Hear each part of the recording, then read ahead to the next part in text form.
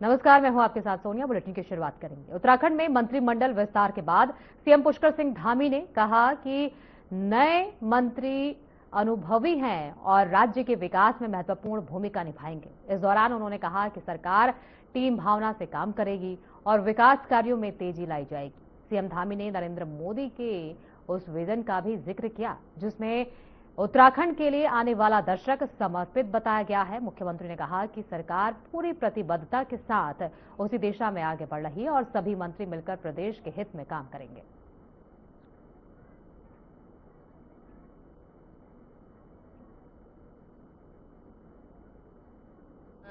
सबसे पहले तो आज जिन माननीय लोगों को आज मंत्री परिषद का दायित्व आज मिला है, उन सभी को मैं अपनी तरफ से बहुत बधाई देता हूं, शुभकामनाएं देता हूं। और सभी लोग लंबे समय से राजनीतिक क्षेत्र और सामाजिक क्षेत्र में काम करते रहे हैं। सबका दीर्घकालिक अनुभव है, उनके दीर्घकालिक अनुभव का लाभ पूरे प्रदेश को मिलेगा। और हमारे प्रधानमंत्री जी का जो विकसित भारत का संकल्प है, उस विकसित भारत के संकल्प को पूरा करने में उत्तराखंड अपना योगदान देगा।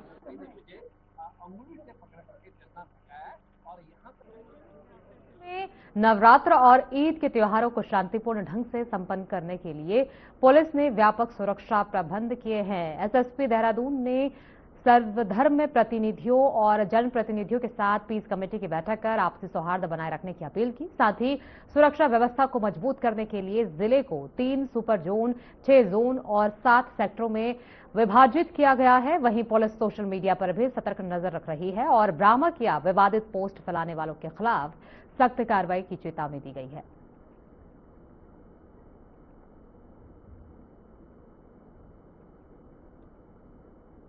आगामी ईद और नवरात्र का त्यौहार अभी चल रहा है और अलविदा जुमा, उसके बाद ईद का महत्वपूर्ण दिवस के बाद साथ साथ हमारा नवरात्र का भी त्यौहार है। इसके लिए जो ट्रैफिक मैनेजमेंट के साथ साथ जो मैन मैनेजमेंट है वो भी बहुत महत्वपूर्ण है। भीड़ नियंत्रण को ध्यान में रखते हुए संपूर्ण देहरादून क्षेत्र को 6 जोनों में और 17 सेक्टरों में विभाजित किया गया है और 3 सुपर जोनों में एडिशनल एसपी स्तर के अधिकारियों को लगाया गया है जो अपने संपूर्ण क्षेत्र में ट्रैफिक मैनेजमेंट के साथ साथ भीड़ नियंत्रण के लिए भी उत्तरदायी रहेंगे। उनको पर्याप्त पुलिस बल दिया गया है। हल्द्वानी के बनभूलपुरा रेलवे अतिक्रमण मामले में पीएम आवास योजना के तहत प्रभावित परिवारों के लिए कैंप लगाए जा रहे हैं। बता दें कि सुप्रीम कोर्ट के आदेश पर 24 फरवरी को सुनवाई के 20 मार्च से 31 मार्च तक 6 स्थानों पर इन कैंपों का आयोजन किया गया है। इन कैंपों के माध्यम से प्रशासन प्रभावित 50,000 से अधिक परिवारों तक पहुंचने का प्रयास कर रहा है ताकि कोई भी परिवार योजना से वंचित न रहे। भारी बारिश के बावजूद रेलवे स्टेशन पर लगाए गए कैंपों में आवेदकों की भारी भीड़ देखी गई। वहीं प्रशासन द्वारा रिक्शे से अनाउंसमेंट भी कराई जा रही है, जबकि ईद के त्योहार के मद्देनजर कल कैंप बंद करने का आदेश जारी किया गया है।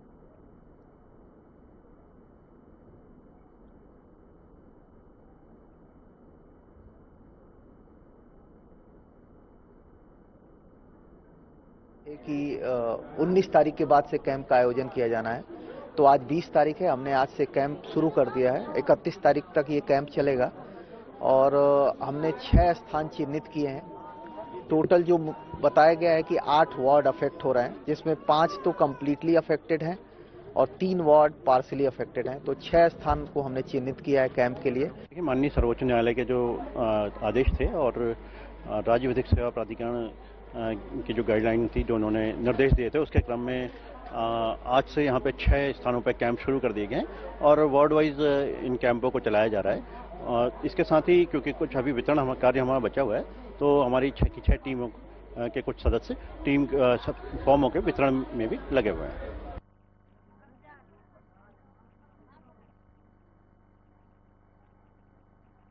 उधम सिंह नगर में घरेलू एलपीजी गैस की उपलब्धता में अव्यवस्था देखने को मिली है।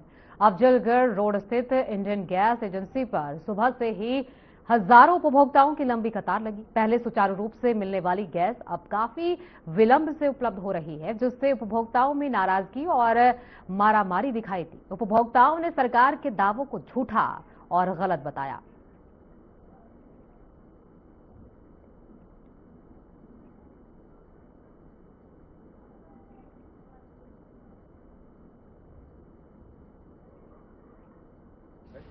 और 1 बजे से 7 बजे तक प्रत्येक दिन इसमें 2 लोग हमारे अधिकारी यहाँ पर रहते हैं और इसकी निगरानी रखते हैं। निगरानी का मुख्य उद्देश्य है कि किसी तरह की कालाबाजारी ना हो, ओवर रेटिंग ना हो। हम लोग जो पर्ची काट के ला रहे हैं, गैस लेने के लिए आ रहे हैं, उनसे ये भी पूछ रहे हैं कि आपको किस रेट पर मिला, तो लोग बताते हैं कि हमें 942 रुपये से लिखा है और 942 में सिलेंडर मिला। तो हमारा उद्देश्य ये है कि किसी तरह का पैनिक क्रिएट ना हो, पूरी पारदर्शिता रहे और जो सरकार की मंशा है। सर क्या कहते हैं 2 विंडो हमारी बुकिंग काउंटर में लगी हुई है और क्या कहते हैं गैस की सप्लाई पर हर दिन एक लोड हमको प्राप्त हो जा रहा है। आज थोड़ा डिले है लेकिन आश्वासन दिया जा रहा है प्लांट से और हमारे सेल्स अफसर द्वारा कि अभी थोड़ी देर में हम लोड निकाल देंगे। कल पर्ची कटी, आज लोग सुबह 8 बजे से आए हुए हैं, अभी 12:30 बज चुके हैं, कोई गैस नहीं मिल पा रही, सभी जनता परेशान है। बात नहीं करने को तैयार है, न बतलाने को तैयार है क्या आगी या नहीं आगी। राम कासमपुर गैस के लिए आए साहब, 4 दिन से परेशान हो रहे हैं इंडियन गैस एजेंसी पर। रोज आना रोज चले जाओ और धांधलेबाजी हो रही, जो आगे तो पैसे दे दें, पिछले वाले ऐसे रह जाए लाइन में लगे। गैस एजेंसी वाले कभी कहते हैं गाड़ी आ रही है, कभी कहते हैं ना आ रही है। जो है गैस की समस्या की वजह से है रुकी हुई है गाड़ी अधिकारी कह रहे हैं अभी ना कोई गाड़ी का सूचित कर रहे हैं, ना बता रहे हैं कि आएगी नहीं आएगी। तो ये तो बता दें कि यहाँ साहब गाड़ी आएगी तो ठीक है, रुके नहीं आ रही तो क्लियर साहब कह दे कि गाड़ी नहीं आ रही, अपने अपने घर जाए। 8 दिन से परेशान है जाते, हमें गैस मिलने को तैयार नहीं है। ईद हमारी सिर पे रखी है, बताइए कहाँ से सारे गांव के लोग बेचारे सब परेशान है, बताइए सब मजदूर आदमी है, सब पता कहाँ से गैस लाए बताओ।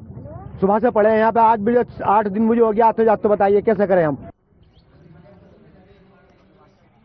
देहरादून में जिलाधिकारी समीन बंसल के निर्देशन पर एलपीजी गैस की सुचारू आपूर्ति और पारदर्शी वितरण सुनिश्चित करने के लिए जिला प्रशासन की क्यूआरटी टीम लगातार सक्रिय है। इसी कड़ी में नगर मजिस्ट्रेट प्रत्युष कुमार सिंह और उप जिलाधिकारी हरिगिरी ने विभिन्न गैस एजेंसियों का निरीक्षण किया। निरीक्षण में गैस आपूर्ति, वितरण और स्टॉक की स्थिति का जायजा लिया गया। अधिकारियों ने स्पष्ट किया कि किसी भी लापरवाही को बर्दाश्त नहीं किया जाएगा और दोषियों पर कड़ी कार्रवाई की जाएगी। प्रशासन का लक्ष्य आम जनता को समय पर और बिना परेशानी के गैस उपलब्ध कराना है।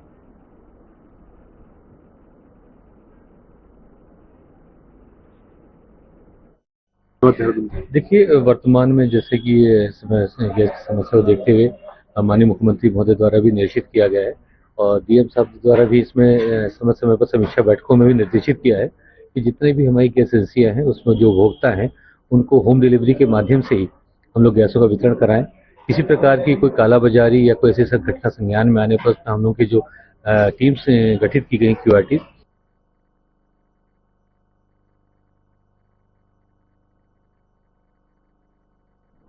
देहरादून में व्यावसायिक एलपीजी सिलेंडरों के वितरण को सुव्यवस्थित करने नई व्यवस्था लागू की गई है। तेल कंपनियों ने जनपदवार आवंटन शुरू कर दिया है, जिससे पारदर्शिता बढ़ेगी और आवश्यकता अनुसार आपूर्ति सुनिश्चित होगी। राज्य में 63,054 व्यावसायिक कनेक्शन हैं, जिन्हें 311 एजेंसियों के माध्यम से वितरित किया जाता है। वहीं अपर आयुक्त खाद्य पीएस पांगती ने बताया कि घरेलू गैस की कोई कमी नहीं है। नई एसओपी के तहत होटल, रेस्टोरेंट, होमस्टे, अस्पताल और फार्मास्यूटिकल इकाइयों को उनकी दैनिक जरूरत के अनुसार सिलेंडर उपलब्ध कराए जाएंगे।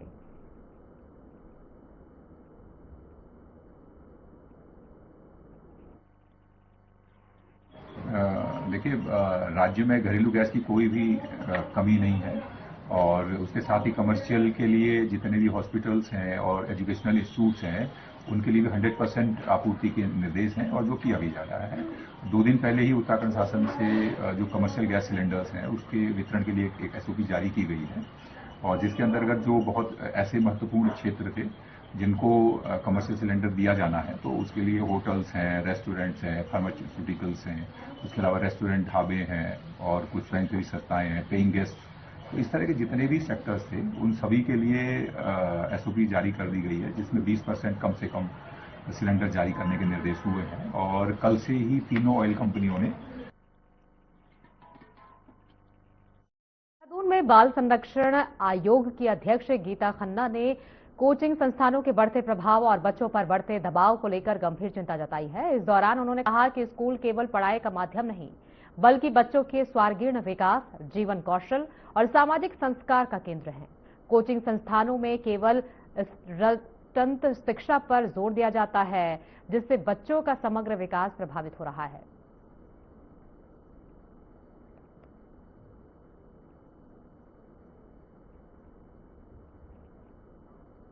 देहरादून के दून हॉस्पिटल में जन्म प्रमाण पत्र बनवाना आम जनता के लिए परेशानी बन गया है। पिछले 1 महीने से प्रक्रिया प्रभावित है, जिससे लोग बार बार अस्पताल और संबंधित दफ्तरों के चक्कर काट रहे हैं। सबसे अधिक परेशानी उन अभिभावकों को हो रही है जिनके बच्चों का स्कूल एडमिशन नजदीक है। समय पर प्रमाण पत्र न मिलने से एडमिशन प्रक्रिया भी प्रभावित हो रही है। जनता प्रशासन से मांग कर रही है कि इस समस्या का तुरंत समाधान किया जाए।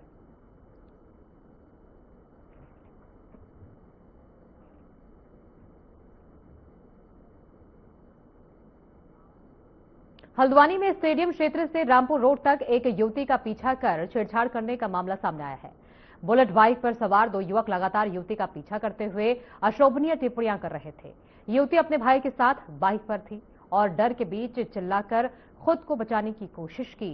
घटना का वीडियो सोशल मीडिया पर वायरल हुआ है। वहीं मनोज कथियाल ने बताया कि आरोपियों की पहचान कर उन्हें हिरासत में लिया गया है और उनसे पूछताछ की जा रही है। सख्त कार्रवाई जारी है।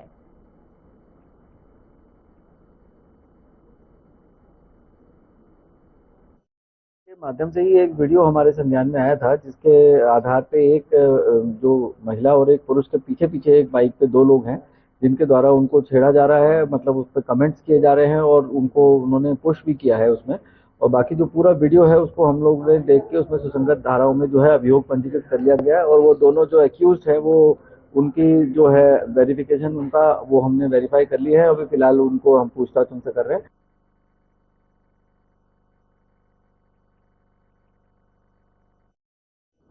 हल्द्वानी में चैत्र नवरात्र की शुरुआत के साथ ही धार्मिक माहौल देखने को मिल रहा है। श्रद्धालु मां दुर्गा के विभिन्न स्वरूपों की पूजा अर्चना कर रहे हैं और मंदिरों में भारी भीड़ उमड़ रही है। जगदम्बा मंदिर, शीतला माता मंदिर और काली चौड़ मंदिर में भक्तों की लंबी कतारें हैं। नवरात्र के साथ ही हिंदू नववर्ष का आगाज भी हुआ है, जिससे श्रद्धालुओं में उत्साह बना हुआ है।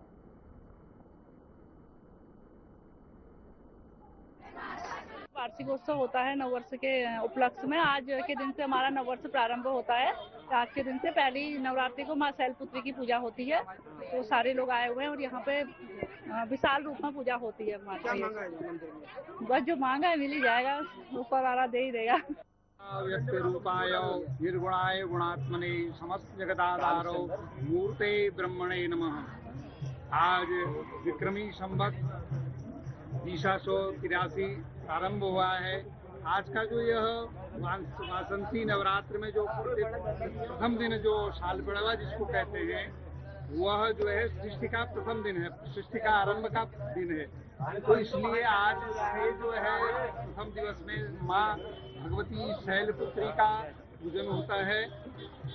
माँ जो हिमांचल पुत्री जो माँ पार्वती हैं, आज शैलपुत्री का पूजन करने से जो 9 दिन में जो हमारी जो 9 प्रकार की शक्तियां हैं वह अनुरूप होती हैं और वर देने वाली होती हैं।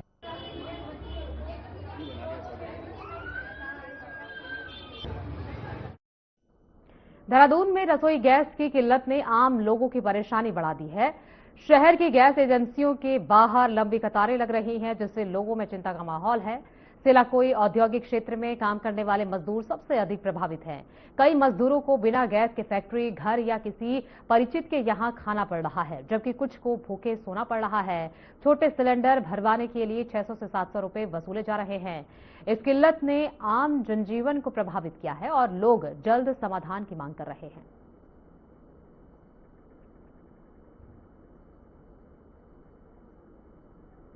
मेरे सामने सबसे बड़ी यही दिक्कत आ रही है कि मेरे पास 8-10 दिन से गैस खत्म हो गई है। मैं इधर उधर गया भी दुकानों पे, पहली तो बात की गैस कहीं मिली ही नहीं है। अगर एक आधी दुकान पे मिली भी है कहीं, तो प्राइस उन्होंने इतना बढ़ा रखा है कि वो 400-500 रुपए किलो का रेट बता रहे हैं। दूसरे खाना में इधर उधर खाया, 2-4 दिन तो इधर उधर खाया, कभी मकान मालिक के यहाँ बनवा लिया, कभी दूध गर्म करके पी लिया, ऐसे ही सो गया। दिन दान में जो है कैंटीन से खा लिया या इधर उधर कुछ फल फूल लेकर खा लिया, ऐसे समय गुजार रहा हूँ। और रात को कभी कभी भूखा भी सोना पड़ रहा है। गैस की वजह से इतनी प्रॉब्लम मेरे सामने आ रही है, बहुत बड़ी दिक्कत का सामना करना पड़ रहा है।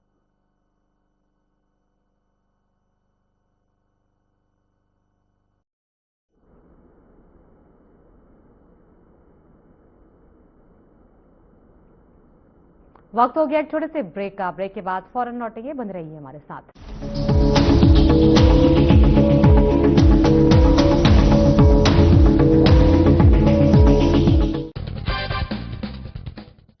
नमस्कार दोस्तों, एक बार एक सज्जन ट्रेन में अपने 25 वर्ष के बेटे के साथ सफर कर रहे थे। ट्रेन की खिड़की से बाहर देखकर लड़का चिल्ला रहा था, पापा देखो पेड़ पीछे भाग रहे हैं। पिता मुस्कुराया, लेकिन पास बैठा व्यक्ति इस युवक के बचकाने व्यवहार से थोड़ा परेशान हो गया। उसको अजीब सा लगा। थोड़ी देर बाद लड़का फिर चिल्लाया, पापा देखो कितने रंग बिरंगे सुंदर पहाड़ हैं, बादल हैं, नदियां हैं। पिता फिर मुस्कुराया, लेकिन पास बैठे व्यक्ति से अब नहीं रहा गया। उसे लगा शायद ये लड़का कुछ मानसिक समस्या वाला है, मेंटली रिटार्डेड है। उसने पिता को कहा, भाई साहब आप अपने बेटे को किसी अच्छे डॉक्टर को क्यों नहीं दिखाते? पिता ने मुस्कुराते हुए कहा, हाँ दिखाया था, कल तक ये नेत्रहीन था, अब इसकी आंखों की रोशनी वापस आ गई है और इसे दिखने लगा है, इसीलिए इसे ये सब कुछ नया नया सा लग रहा है। दोस्तों, किसी के बारे में कोई धारणा बनाने से पहले उसकी सच्चाई को भली भांति जानना चाहिए। हो सकता है वास्तविकता कुछ और ही हो।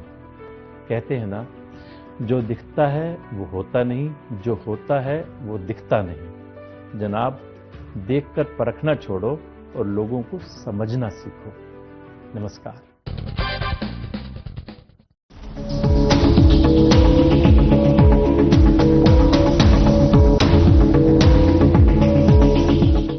ब्रेक के बाद एक बार फिर स्वागत है। खबरों में आगे बढ़ेंगे। देहरादून के श्री पृथ्वीनाथ महादेव मंदिर परिसर में हिंदू युवा वाहिनी उत्तराखंड द्वारा रक्तदान शिविर का आयोजन किया गया। इस शिविर में 40 से अधिक रक्तदाताओं ने स्वेच्छा से रक्तदान कर समाज सेवा में हिस्सा लिया। इस मौके पर संस्था के प्रदेश अध्यक्ष विकास त्यागी ने कहा कि रक्तदान महादान है और एकत्रित रक्त अस्पतालों में भर्ती जरूरतमंद मरीजों और आपातकालीन स्थितियों में जीवन बचाने में उपयोग किया जाएगा।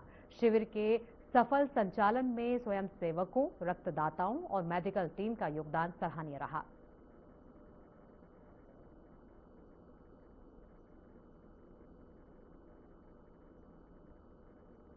द्वारा ये रक्तदान शिविर का आयोजन किया गया है। इसका उद्देश्य हमें उन लोगों को, जिनको जो गरीब लोग हैं, ब्लड परचेज नहीं कर सकते, उनको फ्री ब्लड उन तक पहुंचाया जाए, पहला। दूसरा, हमने इंद्रेश हॉस्पिटल से प्रार्थना की है कि अगर हमारे द्वारा दिया गया ब्लड हमारे देश के जवानों तक पहुंचाया जा सके तो उसमें हमें और भी आनंद आएगा। हालांकि हम लोग तो अब समय समय पर जो है रक्तदान शिविर लगाते ही रहेंगे और हिंदू युवा वाहिनी का जो उद्देश्य है वो हिंदू के लिए हमेशा सदैव जो है उनकी रक्षा करना और उनकी सहायता करना।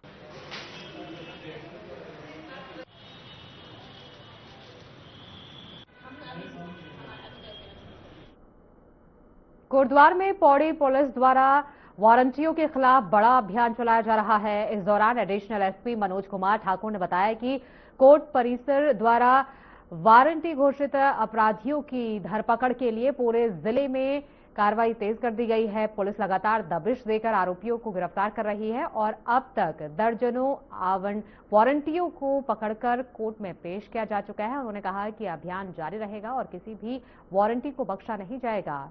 इस कार्रवाई से जिले में कानून व्यवस्था मजबूत होगी और अपराधियों पर कड़ी नजर रखी जाएगी।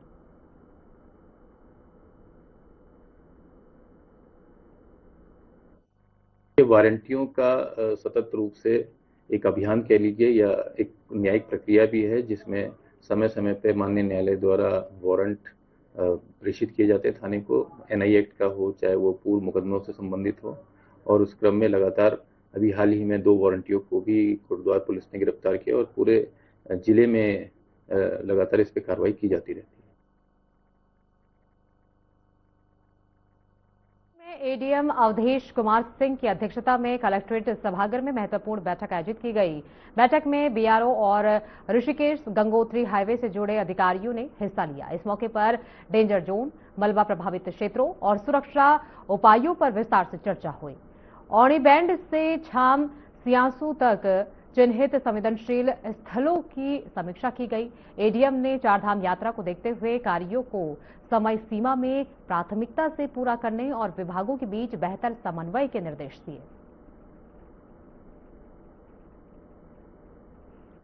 बीआरओ की बैठक में निर्देश दिया गया कि जो भी NH-34 है, जिसे पुराना 94 कहा जाता था, उसमें नरेंद्र नगर के बाद, बल्कि कहा जाए तो भद्रकाली मंदिर से लेकर के पूरा जो जाता है NH-34, उसमें जगह जगह जो है मलबा भरा हुआ है।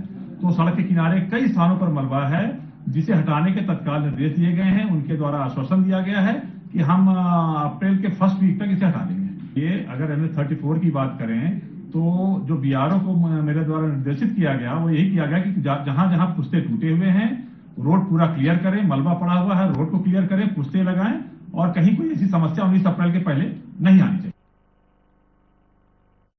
देहरादून में प्रेमनगर क्षेत्र में अज्ञात महिला के हत्या मामले का पुलिस ने सफल खुलासा किया है। एसएसपी प्रमेंद्र डोभाल के नेतृत्व में जांच में मृतका के पहले पति को आरोपी के रूप में गिरफ्तार किया गया है। जांच में पता चला कि आरोपी ने महिला की हत्या कर शव को कट्टे में बंद कर मांडूवाला के जंगलों में फेंक दिया।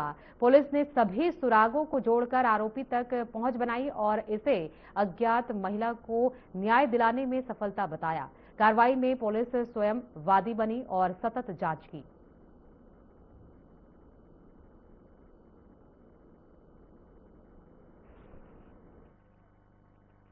प्रेमनगर थाना क्षेत्र के मांडूवाला में बाला सुंदरी मंदिर के पास में एक महिला का अज्ञात शव बरामद हुआ था, जिसमें उसकी शिनाख्त किसी प्रकार से नहीं की जा रही थी। इसलिए पुलिस के द्वारा आगे आके चौकी इंचार्ज द्वारा हत्या का मुकदमा 103 BNS एक्ट में कायम कराया गया था। उसके बाद से हमारी टीमें लगातार इस हत्या के खुलासे के लिए लगी थी, जिसमें 8 विभिन्न टीमें करीब 5000 से ज़्यादा वेरिफिकेशन के बाद 19 तारीख को एक महत्वपूर्ण सफलता हमें इसमें हाथ लगी थी, जिसमें इसके हस्बैंड को, जो इसका पति है रंजीत शर्मा, उसको इसकी हत्या के लिए पुलिस के द्वारा हिरासत में लिया गया। उसके द्वारा जब पूछताछ में पता लगा तो इस एक महिला का नाम रूपा है, जो पूर्व में इसकी पत्नी रही है। और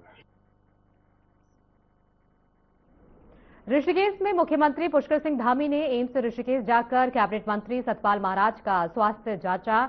इस दौरान उन्होंने चिकित्सकों से विस्तृत जानकारी ली और मंत्री के शीघ्र स्वस्थ होने की कामना की। मुख्यमंत्री ने अस्पताल प्रशासन को निर्देश दिए कि सतपाल महाराज के उपचार में किसी प्रकार की कमी न रहे और उन्हें बेहतरीन चिकित्सा सुविधाएं उपलब्ध कराई जाएं।